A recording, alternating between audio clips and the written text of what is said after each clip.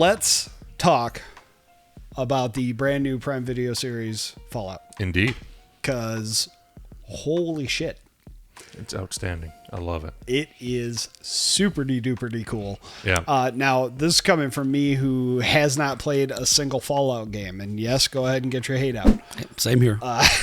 I've played multiple Fallout games. I probably have over 100 hours on Fallout 3, Fallout 4, and Fallout New Vegas. Each or? Each. Okay, yeah. Oh, and yeah. that makes a lot of sense. Well, I don't know. I haven't played the games. You will.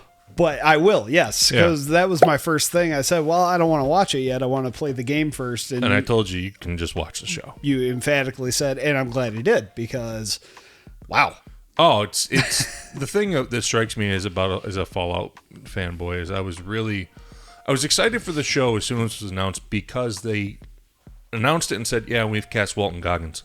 I mean, that's all I needed to see it. Now I'm excited, right? When that first came out, but I was always worried that it wouldn't be done well because Fallout is one of those games that has a lot of lore. Sure. It's got a lot of games that have done really well, sold really well, are very popular, and it would just be easy to not do well because Fallout has a kind of combination of retro and campy and serious that is really hard to mix, and they killed it. They nailed it. You know, the whole thing of Fallout being this, you know, whole premise of Fallout, if you've never played it or watched the show, or if you only watched the show or only played, and you're not familiar with the premise, it's that the movie, the show takes place, the game takes place in a universe where there was nuclear Armageddon in 2077. Sure. They never explain in the show's lore, they do in the show. They never explain in the video games you're playing them what initiated the nuclear war. Just you get bits and pieces, right? But you do know that it's been set in a world that is the future, kind of as you might imagine it would have been from the 1950s. So, and that's where a lot of confusion came in for me, is because I was looking at this as we even talked about this prior to us shooting. I thought Fallout 76 took place in 1976 because I'm looking at it from the span of, well, it's the 50s. Obviously, it's very 50s culture. But when you explain that makes a lot more sense. Yeah. It's the future envisioned from the 50s. Yeah, it's almost, I've seen it referred to as like an Atompunk kind of thing, because it seems steampunky, but it's not steampunk, but it's in that vein. Mm-hmm. So it's really, that's always been one of the interesting things about Fallout. When you play it, you obviously see all these things that looks like they've been imagined in the 50s, but you knew that the game says, well, the bombs dropped in 2077, and this game is 200 some years after, this game's this many 100 years after, right? Because they all take place in different years, the video games. From the minute it starts, I mean, the glitch with the TV sound is straight from the video game. Oh, yeah. They use so many sounds that are identical or straight lifts from the video game. Well, and I do know, like, that's awesome. The sound of the stim pack is from the video sound game. Of the stim pack, sound of the Pip-Boy, the music that they play in the credits and the end credits throughout the show. All things that you hear in the actual games. And I want to play the damn game. I can't wait now. I can't wait. And now I've heard that jumping in at Fallout 3 is probably the best entry point. Yeah, I would Tell agree. us your opinion if you're a Fallout fan. Let us know, because I'm going to start playing it, so I need to know. I'd start at Fallout 3 for a few reasons. Number one, the first couple games are made in a different engine. They're not a Fallout 3, Fallout New Vegas, Fallout 4, and then Fallout 76 are all off of Bethesda's game engine. Sure. And they're role-playing games like Bethesda is known for, that are open-world role-playing games, but they're also with first-person shooter elements. Sure. The original Fallout games, which I haven't played, are more of like a top-down kind of view, like camera viewpoint, and it's not the same kind of movement. But getting back to the point, if I'm going to jump in, Fallout 3 is where I would start. Okay. A lot of people love that game. The most of the Fallout games, you could talk to 5 different people and they'd all like different one the most. Sure, and that makes a lot of sense. Everybody's got a different opinion, but yeah, I think that's where I'm going to start, Fallout 3. If you got a different opinion, let us know. Let's get back to the show. Sure. Because again, holy shit. Yeah, no, a really cool show. It was great. One of the things that the show did that the game series I had never experienced in the game series was much more history of the world and showing it through the flashbacks and the storytelling real time of what the world was before the bombs fell was amazing to me.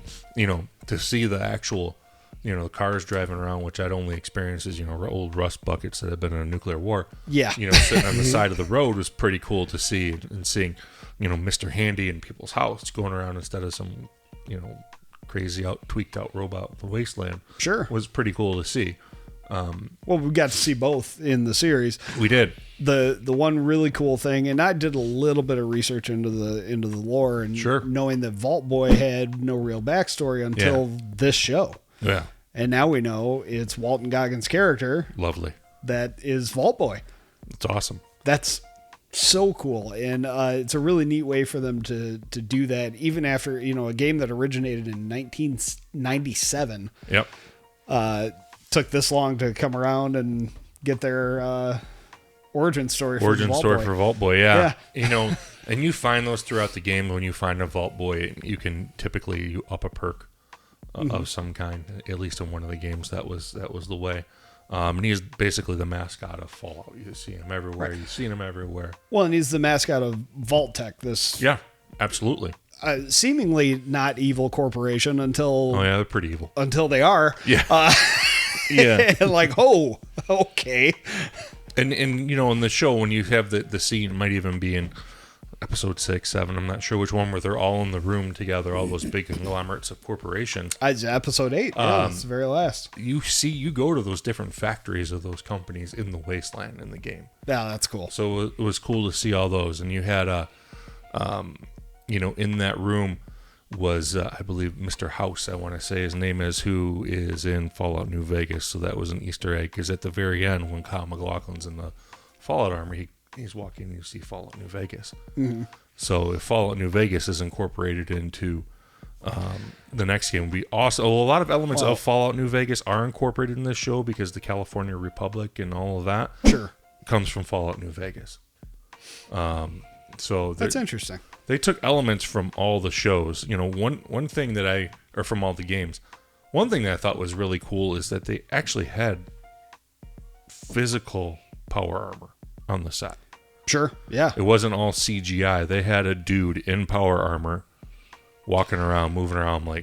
That blew my mind when I saw the interview. I expected all just to be CGI. Right. Well, and what's really cool, too, is they really took from the games to design that power armor. That's straight out of the game. 100%. And again, I'm just doing research online is all I have for reference, because I haven't played the games. But they even open the same way. When Walton Goggins talks about the T-45, guess what? You use that in the game too. Yeah. So it was cool when he says that. I'm like, yeah, if you've played multiple games, your character has worn multiple of those power armors. Sure. And the Brotherhood of Steel is a heavy part of the third game. Yeah. They're in all the games. My character, in fact, every game that I've played that you can join the Brotherhood of Steel, I have joined the Brotherhood of Steel. Interesting. Yeah. So it was cool to see them. You didn't see I think they mentioned them, but you didn't actually see the Enclave in the show. But they're in the game. They have their own power armor also. Cool. And so, but I think they mentioned the Enclave at one point. Just for me, when I see a Buick Enclave on the street, I think of Fallout every single time. Like the actual real car. Oh, that makes sense, yeah. But the care, and again, it goes back to one of the first things we said, the care and detail that they put into this game, that Jonathan Nolan and Lisa Joy, I think was her name, his partner in life and in producing, that they put into this game, or into the show the game is amazing. And I shouldn't be surprised. I mean, they're the creators of Westworld also. That makes a lot of sense, because I was going to say that Walton Goggins' character reminds me so much of Ed Harris's character in Westworld. Yeah. It is unbelievable. Not as evil, in my opinion. Oh, no. Not nearly as evil. But the same kind of... It carries himself the same way. Yeah. You know what I mean? To me, it's a not as devious Boyd Crowder in the Apocalypse. Well, and then there's that too. So it's a good cross between those two things for sure. He's his character in Fallout's almost like if you took Raylan and Boyd and put them together into one character. I like and put him in the Apocalypse. That's kind of like what he is. I like it a lot. And he's a fantastic actor. I mean, I've never seen him be bad in anything. No. He's for those of you out there who've watched The Shield, he's in The Shield as one of the main characters, and he's killer in that. He's good in everything, and apparently he's filming White Lotus right now too. Cool. For season 3. So, I'm glad to see him doing good because he's just a great actor in everything he does. He deserves it. He's great at what he does. We haven't even mentioned the other two. Ella Parnell, who is really your main character. Yeah. Ella Parnell. I might have said it wrong. As your main character, as your typical vault dweller, which is if you play the game, you start out every game in a vault. Okay. Which makes sense, yeah. Except for maybe New Vegas. Maybe New Vegas you start out just trashed somewhere. But in 3 and 4, definitely you start in a vault. Mm-hmm. And then you have to kind of grow up, especially Fallout 3.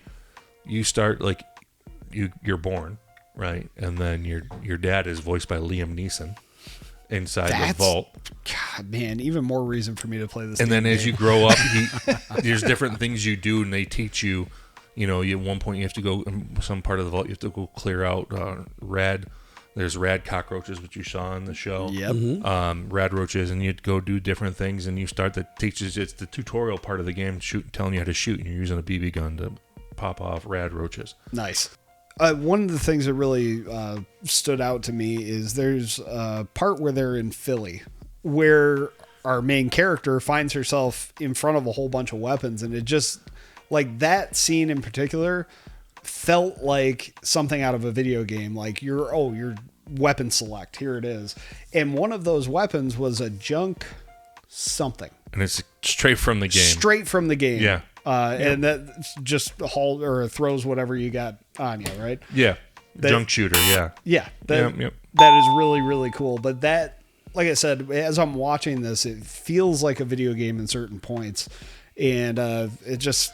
they did really well with that. The town she comes to first, I think, Philly, in fact, is much like it's an amalgamation of the towns at the Fallout 4. You come to a town that's very much like that. It's probably closer to the town in Fallout 4. And then Fallout 3, you come to a town called Megaton. Mm-hmm. And it's similar building. In Fallout 3, Megaton, it's called Megaton because there's an unexploded nuclear arsenal in the middle of the town. Oh. Right? To start. But you go to these towns and you find... vendors, just like you do in any game where you sell your stuff, and the monetary system in Fallout is caps, which they used, and it's the same thing in this, which are bottle caps from nuka-cola. Yeah. Which nuka-cola in this series, that's one of those things that, and I don't talk about it that much in the show, but it's in this history of the world of Fallout. Nuka-cola was something, the 50s. Were the radioactive age, not the atomic age, not the radioactive age, the atomic age. We first started, 1945 in real history, in our history. You drop nuclear weapon during World War II, and then nuclear power starts to become a thing, and blah blah blah. And the 50s, a lot of people saw as the atomic age, and that's Fallout really plays on that. So everything has something to do with nuclear and radiation. Oh yeah. So one of the other characters we have to talk about would be Maximus. Yeah. Aaron Moten is the actor, I believe. I forgot his name, so I believe it's Aaron Moten. Glad you know it. That's good. I loved his character a lot. He reminded me a lot of Finn in Star Wars. Yeah. Yeah. But handled correctly, because Finn, they dropped the ball entirely. Yeah, they just kind of forgot he was there. Yeah, they just forgot he was there. But this character actually goes through that arc and does it really, really, really well. So much so that he's set up to be a leader. Yeah. In the next series. In the Brotherhood of Steel in the next season. Yeah, you're talking like British now. I know. I've been watching too many British shows. Well, the relationship with him and Ella Parnell's character is very interesting. They're the main two that go back and forth on each other with, the Ghoul, as Walton Goggins' character is referred to in the show, is kind of the villain to Lucy and Maximus. But he's not really a villain, but he's kind of a villain. Right. He's like, I'm going to call him an anti-villain. I don't know if I've ever heard this term before, but I'm going to say it now. He's like an anti-villain. If you have an anti-hero, he's like an anti-villain. Yeah. He's not really a villain, but he does things that... He's kind of villainous. They kind of butt heads with the main characters. But for a good reason. He's not... I don't know. He's not evil for the sake of being evil. He's evil for the sake of... He's trying to find his family. He's determined. He's not actually evil. Yeah, you end up rooting for him. So right. Oh, yeah. I was rooting for him just because he's Walton Goggins. But yeah, you do. Yeah, I was from episode 1. Yeah. Yep, but the character does win you over, and he does go through some kind of growth because although, he is 200 years old. Sure. At least 200 years old. Well, you can change in that time. Yeah, especially after you kill Bubba Gump early on. I sure did. You do change over that time, but it's Lucy's really the main character, and the growth that she goes through of being a naive vault dweller. Yep. Well, and that changes quick. Well, kind of has to. She thinks that her dad is this fabulous guy, this overseer, when you come to find out that he's really a shill for Vault-Tec 200 years later, as all the overseers were from Vault 31. Right, and that was a huge twist at the end. And I keep going back to it, but the attention to the games is what made the show so amazing. Well, and that's the kind of thing I hope to see. Netflix is adapting BioShock, and I didn't know that. That's been delayed and delayed and delayed, but if it comes out anything like this Fallout series, I'm gonna be thrilled because I love BioShock, and just watching the series, I see a lot of parallels there. Sure. So I can't wait to play the game. I certainly can't wait for a season 2 of this show. Unfortunately, we're probably gonna have to wait a couple years. We're gonna have to wait. Yeah, that's unfortunate because it wasn't even greenlit when they released the first season. It is now, but it wasn't when they released the first season. Yeah, thank goodness it's released or it's greenlit now because man, did they set up a second season. Heck yeah. It was outstanding. Going to be awesome. Thanks for watching. If you like this content, please make sure to like, subscribe, and hit the notification bell. And do not forget, you can always check us out on YouTube, Facebook, Instagram, X, and of course, thenerdcard.com. With that, we'll say, what's on your nerd card?